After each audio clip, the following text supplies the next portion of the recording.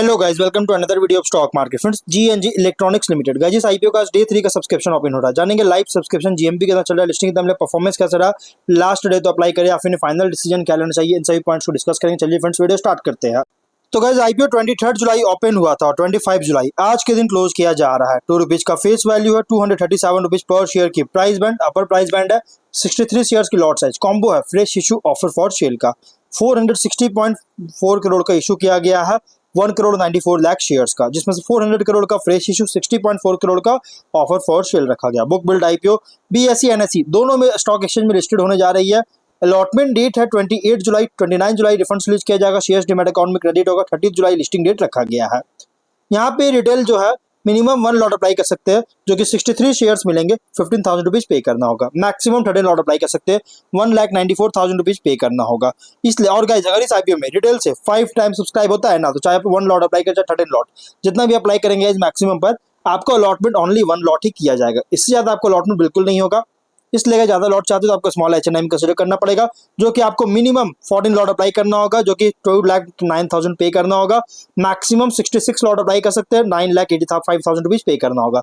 और small HNI भी guys cases है, अगर इसमें 10 टाइम सब्सक्राइब होता है स्मॉल एचएनआई से, तो चाहे आप 14 लॉट अप्लाई करें चाहे 66 लॉट, जितना भी अप्लाई करें, आपको अलॉटमेंट ओनली 14 लॉट ही किया जाएगा।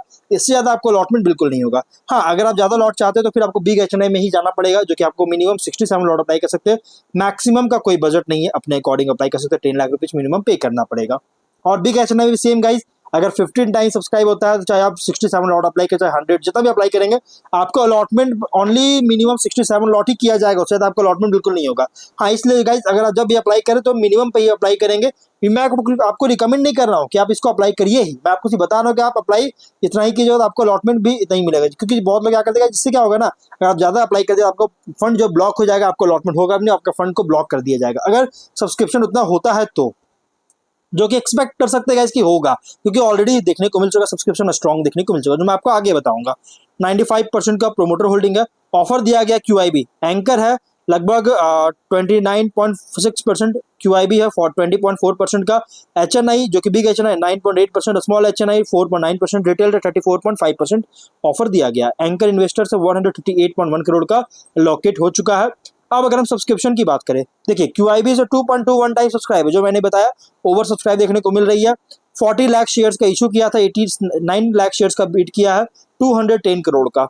बिग एचएनआई में 71.6 टाइम सब्सक्राइबर, 19 लाख शेयर्स का बीट इशू था, 13 करोड़ 91 लाख शेयर्स का बीट किया, 3296 करोड़ का।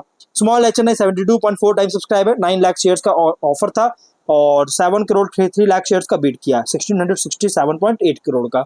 रिटेल में 24 टाइम सब्सक्राइबर, 68 लाख शेयर्स का इशू था, 16 करोड़ 38 लाख शेयर्स का बीट किया, 3882 करोड़ का बीट किया। देखिए, यहाँ पे QIB ओवर सब्सक्राइब तो है, लेकिन HNI और रिटेल बहुत ही स्ट्रॉन्ग सब्सक्राइब है।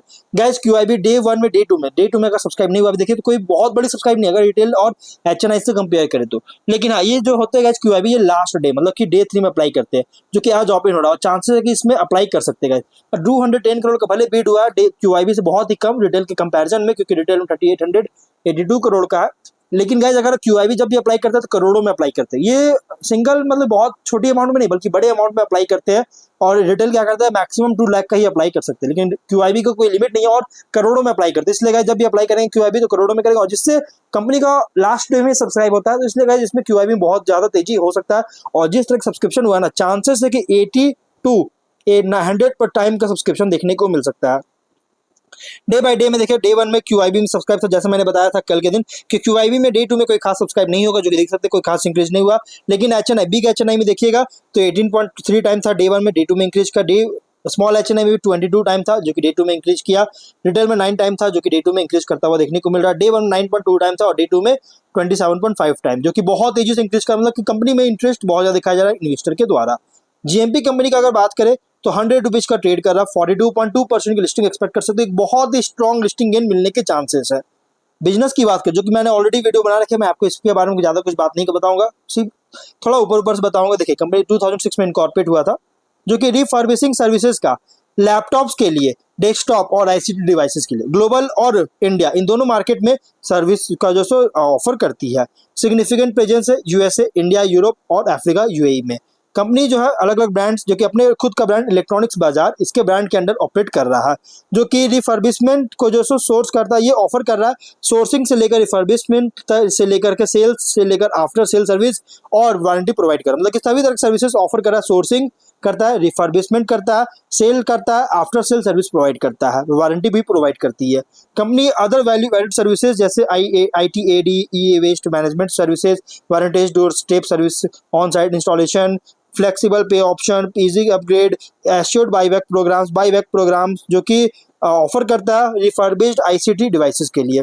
इसके दो क्लाइंट, बहुत सारे बड़े बड़े क्लाइंट्स है, लार्ज फॉर्मेट रिटेल स्टोर्स है, विजय हो गया, विजय सेल्स हो गया, OEM ब्रांड्स है स्टोर्स है जिससे HP हो गया, लेनोवो हो गया, जो कि रन कर रहा है efficient customer friendly buyback programmes जो कि फैसिलिटेट कर रही है सेल, नए डिवाइसेस के सेल को लेकर। और कंपनी का यहाँ पे सेल नेटवर्क की बात करें तो रिफर्बिश्ड ICT डिवाइसेस का साथ लगभग 38 कंट्रीज में सेल कर चुका है। GNG इलेक्ट्रॉनिक्स लगभग देखें तो नेटवर्क जो सेल्स नेटवर्क है 4154 टच पॉइंट्स है इंडिया और ग्लोबल मार्केट में। तो बिजनेस बात करें तो ये कंपनी ये one of the numero Indian player है, मतलब कि एक तरह समझिए कि एक नंबर 1 इंडियन कंपनी है, मतलब कि कंपनी जो है ना इंडिया की नंबर 1 कंपनी है रिफर्बिश्ड प्रोडक्ट के लिए, रिफर्बिश्ड IT डिवाइसेस के लिए। फाइनेंशियल 25 में 719 करोड़ का एसेट्स, 226 करोड़ का नेटवर्थ, 176 करोड़ का रिजर्व्स और 447 करोड़ का डेट है। कंपनी पर डेट थोड़ा ज़्यादा देखने को मिल रही है। और अगर हम रेवेन्यू प्रॉफिट की बात करें तो 23 में 662 करोड़ का रेवेन्यू, 32 करोड़ का प्रॉफिट, 24 में 1143 करोड़ का और 2 करोड़ का रेवेन्यू प्रॉफिट है, 24-5 में 1420 69 करोड़ का रेवेन्यू प्रॉफिट है। फाइनेंशियल अगर देखा जाए टॉप लाइन बॉटम लाइन में अच्छी खासी ग्रोथ हो रहा है और ये मोस्ट प्रेफर्ड पार्टनर बन चुका है IT हार्डवेयर में जाइंट कंपनीज के लिए। और अगर हम बात करें जो कि दो बड़ी कंपनी जो कि लेनोवो और HP दोनों इसके साथ कोलैब किया हुआ है। और अगर हम बात करें इस कंपनी के रिसेंट फिनेंशियल के अकॉर्डिंग फुल अगर देखिए फिनेंशियल बहुत अच्छी खासी ग्रोथ होता हुआ देखने को मिला, स्टेबल ग्रोथ है। ROE RONW 30.4%, ROC 17.3%, debt to equity 1.9 time, PAT margin 4.9%, EBITDA margin 9% का है और price to book value 17 time का, P रेशियो है 33 टाइम का। और वहीं अगर हम बात करें देखिए इसमें कुछ रिस्की पॉइंट भी है, तो रिस्की पॉइंट क्या, हाई डिपेंडेंस है लैपटॉप के सेल्स पर जो कि 75% ऑफ टोटल ऑपरेशनल रेवेन्यू का कंट्रीब्यूशन कर रहा है, जो कि कंपनी को मार्केट फ्लक्चुएशन को रिलेटेड जो है वल्नरेबल हो सकता है क्योंकि लैपटॉप सेल्स से 75% का रेवेन्यू जनरेट कर रही है। टेक्नोलॉजिकल ऑब्सोलेंस रिस्क एक्सपोज हो सकता है जो कि रैपिडली इवॉल्व हो रहा है ICT इंडस्ट्री में। वर्किंग कैपिटल इंसेंटिव ऑपरेशन कर रहा है जो कि लिक्विडिटी और फाइनेंशियल फ्लेक्सिबिलिटी को स्ट्रेन कर सकता है। मॉडरेट फाइनेंशियल रिस्क प्रोफाइल है, एडजस्टेड ओवरऑल जो कि गियरिंग है 2.73 टाइम का 24 फाइनेंशियल ईयर के साथ में जो कि इसके साथ देखने को मिल चुका है। मॉडरेट फाइनेंशियल रिस्क प्रोफाइल है।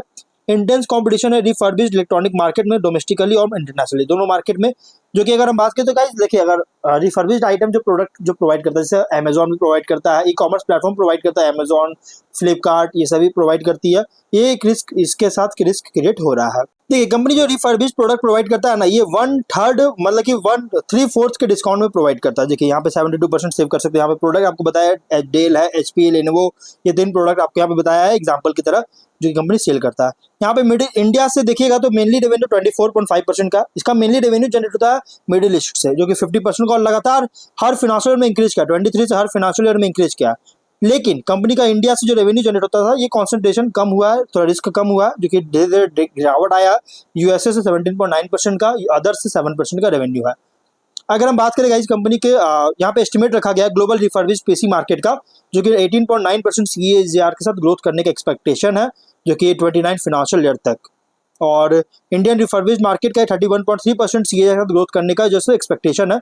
और शेयर जो है ऑर्गेनाइज्ड प्लेयर्स का इंडियन रिफर्बिश्ड PC मार्केट में लगातार इंक्रीज करेगा। अभी फिलहाल 5.2% का देखिए 13.2% का और एक्सपेक्टेशन है कि 30 तक 39.7% इंक्रीज कर सकता है। इससे भी इस कंपनी का नहीं बल्कि इंडियन मार्केट का, इंडियन रिफर्बिश्ड PC मार्केट का जो कि लगातार इंक्रीज कर सकता है।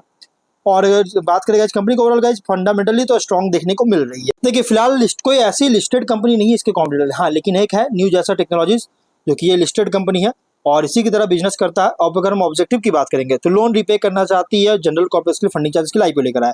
तो अगर जब आप अप्लाई करने की सोच तो मीडियम लॉन्ग टर्म के लिए अप्लाई कर सकते हैं। इसमें इन्वेस्टर बहुत ज्यादा मतलब कि मतलब इंटरेस्ट दिखा सकते हैं। प्लस ये फर्स्ट मूवर फैंसी आईपीओ होगा इस सेगमेंट में, जो कि अट्रैक्ट कर रहा है इन्वेस्टर को। ये एक बहुत बड़ा रीजन इसका सब्सक्रिप्शन होने का। और गाइज अलॉटमेंट के चांसेस बहुत रेयर होंगे क्योंकि सब्सक्रिप्शन बहुत ज्यादा किया गया, इसलिए गाइज आप अपने रिस्क पर अप्लाई कर सकते हैं। लेकिन हाँ, इसमें आपको अलॉटमेंट बहुत रेयर होंगे। फाइनल डिसीजन जो भी लीजिएगा अपने रिस्क पर लीजिएगा। ये कोई रिकमेंडेशन वीडियो नहीं। तो मिलते हैं नेक्स्ट वीडियो में।